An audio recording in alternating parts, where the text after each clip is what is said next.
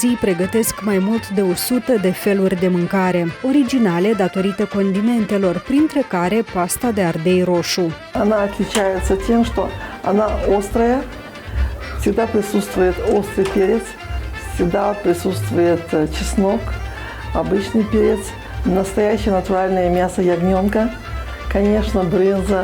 Pe masa de sărbătoare la Găgăuzi se regăsește neapărat caurma din carne de miel, o tocană tradițională care poate fi considerată o atracție turistică. Шаблец, да, который мы ставим в конце, чтобы не было его много. În general, găgăuzii prepară din carne de miel o mulțime de bucate. Это у нас курбан булгуру из ягненка, мяса и печенки из внутренностей. В печке это тоже по особой технологии готовится очень долго. Но это бесподобное блюдо курбан булгуру. Его готовят, когда идет человек, делал раньше новоселье, когда на новый дом.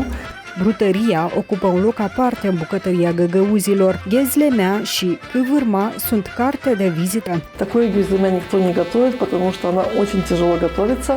Это свежее раскатывает тесто для женщины. Перед тем, как вы заказали, вы ждете 15 минут 20. И 4 слоями она ее готовит и жарит. И вот такое гюзлеме можно кушать только у мамы и у бабушки дома. Și ce fel de masă fără desert? Из тыквы мы готовим очень красивые кабаклы. Мы фаршируем наши орехи, они всегда есть.